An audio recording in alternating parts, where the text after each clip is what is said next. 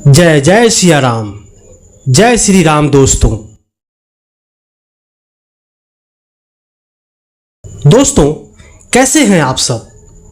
आशा है आप सब अच्छे होंगे, मस्त होंगे और अपने जीवन में हर प्रकार की सफलता हासिल कर रहे होंगे। हम भगवान से ही कामना करते हैं कि ईश्वर आपको वह सब कुछ प्रदान करे जो आपके लिए सही है।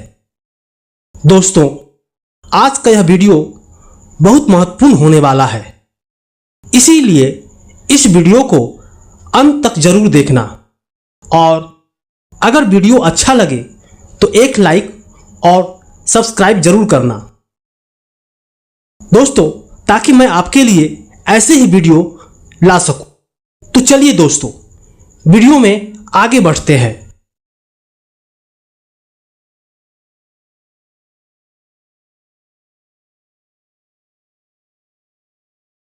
भावनात्मक और प्रेरणादायक कथा श्री राम की मर्यादा, एक आदर्श जीवन की प्रेरणा।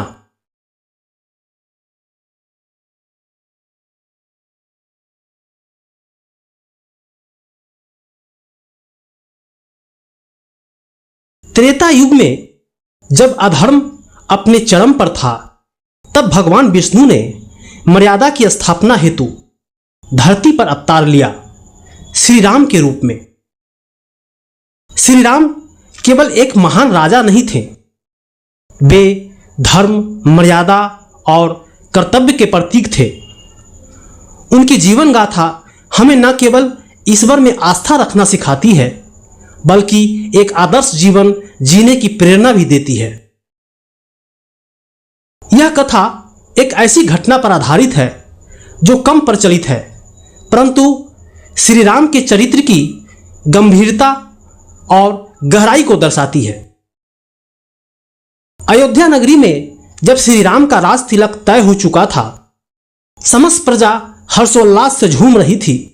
महल सुसज्जित था, नगर दीपों से जगमगा रहा था, किंतु उसी रात एक तूफान आया जिसने सब कुछ बदल दिया।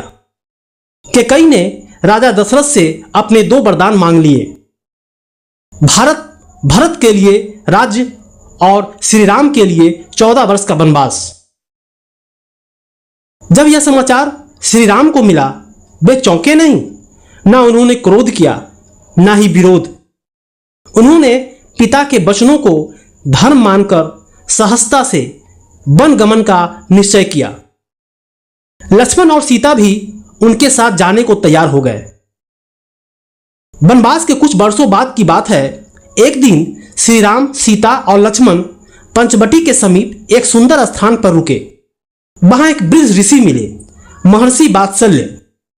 महर्षि ने श्री राम से कहा, हे रघुकुल नंदन, मैंने वर्षों से तपस्या की है, पर मेरी अंतिम इच्छा है कि एक बार कोई सच्चा धर्मात्मा मुझे यह समझाए कि मर्यादा और करुणा में बड़ा कौन है। श्री राम मुस्कुराए। उन्होंने महर्षि से कहा, गुरुदेव, आपकी जिज्ञासा अत्यंत गूढ़ है। इसका उत्तर एक कथा के माध्यम से देना अधिक उचित होगा। बहुत पहले की बात है, एक राजा था धर्मवीर। वह अत्यंत न्यायप्रिय और कठोर मर्यादाओं का पालन करने वाला था। उसके राज्य में कोई भी अपराधी बिना दंड के छूटता नहीं था, चाहे वह उसका पुत्र ही क्यों ना हो। एक दिन राज्य में एक अपराध हुआ। एक वृद्ध ब्राह्मण ने राजा से शिकायत की कि उसके पुत्र की मृत्यु असमय हुई है और वह न्याय चाहता है। सभी जांचों के बाद यह पाया गया कि राजकुमार ने कुछ नियमों का उल्लंघन किया था, जिससे यह विपत्ति आई। अब राजा धर्मवीर धर्म संकट में पड़ गया। न्याय करना था, पर अपराधी उसका अपना पुत्र था। उसने दरबार में सबके सामने निर्णय सुनाया, धर्म सबसे ऊपर है, इसलिए मेरा पुत्र दोषी है और उसे राज्य से निष्कासित किया जाएगा। राजा की आंखों से आंसू बह रहे थे, पर उसने अपने कर्तव्य से मुख नहीं मोड़ा। श्री राम ने ऋषि से पूछा, गुरुदेव, आपने सुना, क्या यह करुणा थी या कठोरता?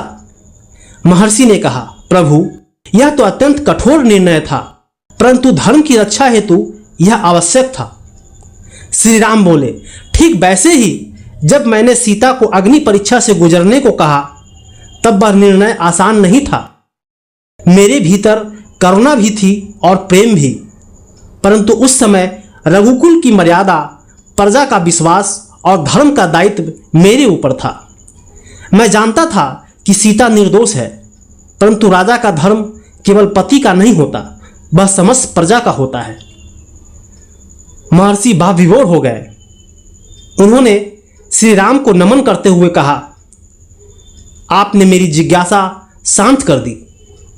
प्रभु, आज मैं समझ सका कि सच्चा धर्म वही है जो व्यक्ति को अपने हित से ऊपर उठकर समष्टि की भलाई के लिए सोचने पर विवश कर दे।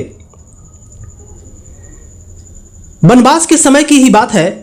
एक दिन श्री राम, सीता और लक्ष्मण एक नदी के किनारे विश्राम कर रहे थे। वहां एक शूद्र तपस्या कर रहा था। उसका नाम शंबुक था। वह ब्राह्मणों की तरह वेद पाठ करता था और यह उस समय के सामाजिक नियमों के विरुद्ध था। यह देखकर कुछ ब्राह्मण श्री राम के पास आए और बोले, राजन, यह समाज की मर्यादा के विरुद्ध है। श्री राम उस स्थान पर पहुंचे जहां शंबुक तप कर रहा था। शंबुक ने अपनी आंखें खोली और श्री राम को देखकर कहा, हे प्रभु, मैं जानता हूं कि मेरा अंत निकट है, पर मेरी तपस्या सच्ची थी। क्या ब्रह्म ज्ञान किसी जाति से छोटा या बड़ा होता है? श्री राम गहन मौन में चले गए। उन्होंने शंबुक की आत्मा को प्रेम पूर्वक आशीर्वाद दिया और कहा, तुम्हारी आत्मा उच्च है, परंतु समाज में व्यवस्था भी आवश्यक है। एक दिन ऐसा आएगा जब यह सीमाएं टूटेगी, पर वह समय अभी नहीं आया। श्री राम ने उसे मृत्यु देकर उसकी आत्मा को ब्रह्मलोक भेजा। वनवास समाप्त होने के बाद और रावण वध के पश्चात अयोध्या लौटने के कुछ समय पश्चात प्रजा ने सीता की शुद्धता को लेकर संदेह फैलने लगा। श्री राम को यह सुनकर अत्यंत पीड़ा हुई। वे सीता से प्रेम करते थे, पर राजा होने के नाते उन्हें प्रजा से विश्वास की रक्षा करनी थी। एक दिन श्री राम ने सीता से कहा, प्रिय, मुझे क्षमा करना। मेरी आत्मा जानती है कि तुम पवित्र हो, परंतु प्रजा का मन नहीं। सीता मुस्कुराई। उनकी आंखों में आंसू थे, पर कोई शिकायत नहीं। उन्होंने कहा, स्वामी, यदि मेरी तपस्या से धर्म की रक्षा होती है तो मैं इसे भी सहर्ष स्वीकार करूंगी। और वे वाल्मीकि के आश्रम में चली गई। वर्षों बाद जब श्री राम ने अयोध्या को समृद्ध बना दिया, उन्होंने धरती पर अपना कार्य को पूर्ण मानकर सरयू नदी के किनारे प्रस्थान किया। उन्होंने अपने प्रिय अनुजों, गुरुओं और प्रजा को नमन किया और जल में प्रविष्ट हो गए।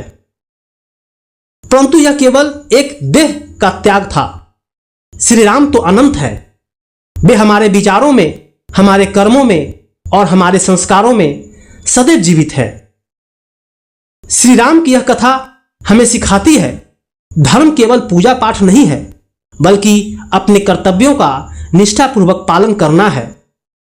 करुणा में भी कभी कभी कठोरता छुपी होती है, यदि वह समष्टि की भलाई के लिए हो। मर्यादा का अर्थ है अपने भावनाओं को भी नियंत्रित कर उस रास्ते पर चलना जो सभी के लिए हितकारी हो। श्री राम की कथा केवल एक धार्मिक ग्रंथ नहीं, बल्कि जीवन का मार्गदर्शन है। वे हमें सिखाते हैं कि प्रेम और त्याग में ही सच्चा बल है। वह राजा होकर भी त्याग की मूर्ति थे, पति होकर भी समाज के लिए कठिन निर्णय लेने वाले, और भगवान होकर भी एक साधारण मानव की भांति दुख झेलने वाले। उनकी जीवन गाथा हमें रोज नए अर्थ देती है जब भी हम उसे श्रद्धा से पढ़ते हैं। जय श्री राम।